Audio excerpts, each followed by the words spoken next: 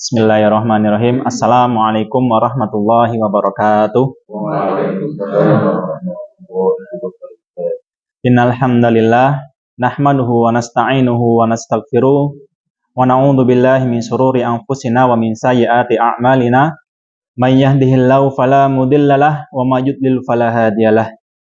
Asyhadu an la ilaha illallah wahdahu la syarikalah wa asyhadu anna Muhammadan abduhu wa rasuluh la nabiyya ba'dah. Amma ba'du, yang saya hormati Bu Asti selaku kepala sekolah dan rekan-rekan guru semua yang saya cintai dan saya banggakan. Disyukur atas kehadirat Allah Subhanahu wa taala yang telah memberikan banyak sekali kenikmatan kepada kita semua sehingga alhamdulillah di Ramadan yang ke-19 ini kita masih bisa dipertemukan, masih bisa menikmati nikmatnya bulan Ramadan dan masih bisa menikmati keberkahan di bulan Ramadan. Salawat teriring salam semoga tetap tercurahkan kepada junjungan kita, suri teladan kita yakni Nabiullah Muhammad sallallahu alaihi wasallam. Bapak Ibu yang semoga dirahmati Allah, alhamdulillah kita sudah memasuki 10 hari kedua di bulan Ramadan, di akhir ya. Namun yang menjadi pertanyaan, apakah kita sudah maksimal dalam melakukan ibadah di bulan Ramadan? Jangan sampai di akhir Ramadan nanti kita mengucapkan kata-kata penyesalan. Karena banyak sekali orang-orang nantinya di akhir Ramadan dia akan menyebutkan atau mengatakan saya menyesal kenapa tidak memaksimalkan bulan Ramadan. Bapak Ibu yang semoga dirahmati Allah, karena kita berada di dunia pendidikan, saya akan menyampaikan kurikulum Ramadan yang biasa Rasulullah Shallallahu Alaihi Wasallam lakukan ketika bulan Ramadan. Yang pertama, kurikulumnya adalah meningkatkan sholat. Bapak Ibu yang semoga dirahmati Allah, mungkin sebelum Ramadan sholat kita masih malas-malasan, masih diundur-undur, apalagi sampai bolong. Na'udzubillah. Namun di bulan Ramadan silahkan ditingkatkan, bukan ditambahkan, tapi ditingkatkan. Yang sebelumnya masih malas-malasan, masih diundur-undur, silahkan ditingkatkan untuk tepat waktu. Yang sebelum Ramadan sholatnya masih sendirian, silahkan di bulan Ramadan ditingkatkan untuk berjamaah. Yang sebelum Ramadan sholatnya sudah 5 waktu, silahkan ditingkatkan sholat sunnahnya. Banyak sekali sholat-sholat sunnah yang bisa kita lakukan. Contohnya sholat rawatib. Bapak Ibu yang semoga dirahmati Allah, keutamaan sholat rawatib itu sangatlah tinggi.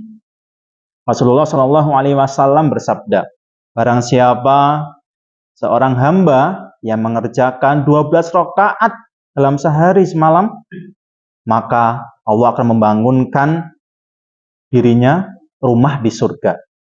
Hadis riwayat Bukhari dan Muslim. Siapa sih yang tidak mau dibangunkan rumah di surga? Wong rumah di dunia aja kita mau dibangunkan secara gratis, apalagi rumah di surga. Begitu indahnya ya. Kemudian sholat-sholat sunnah lainnya pun banyak. Ada tahiyatul masjid, ada sholat sunnah setelah wudhu, sholat duha, dan lain sebagainya. Mungkin Bapak Ibu sudah mengetahuinya. Kemudian kurikulum yang kedua yang biasa Rasulullah Shallallahu Alaihi Wasallam lakukan adalah banyak berinteraksi dengan Al-Quran. Bapak Ibu yang semoga dirahmati Allah, berinteraksi dengan Al-Quran itu banyak hal. Misalnya membaca Al-Quran. Kita tahu kita membaca Alif Lam Mim itu bukan satu kebaikan, tetapi Rasulullah Shallallahu Alaihi Wasallam menyampaikan Alif itu sendiri kebaikannya, Lam itu sendiri kebaikannya, dan Mim itu sendiri kebaikannya. Bagaimana banyaknya ketika kita membaca Al-Quran satu khatam dalam satu bulan Ramadan, seberapa banyaknya kita mendapatkan kebaikan-kebaikan yang kita baca dalam membaca Al-Quran. Apalagi kita tahu bulan Ramadan itu bulannya dilipat gandakan kebaikan-kebaikan kita. Bulan dilipat gandakan pahala-pahala kita.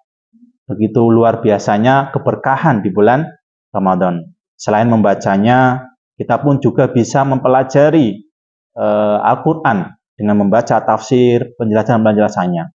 Dan terakhir, yaitu mengamalkannya. Jangan lupa ini ya, mengamalkannya. Tidak hanya membaca dan memahami saja, tetapi dengan mengamalkannya. Kemudian kurikulum yang ketiga, yang biasa Rasulullah SAW lakukan di bulan Ramadan adalah memperbanyak sedekah.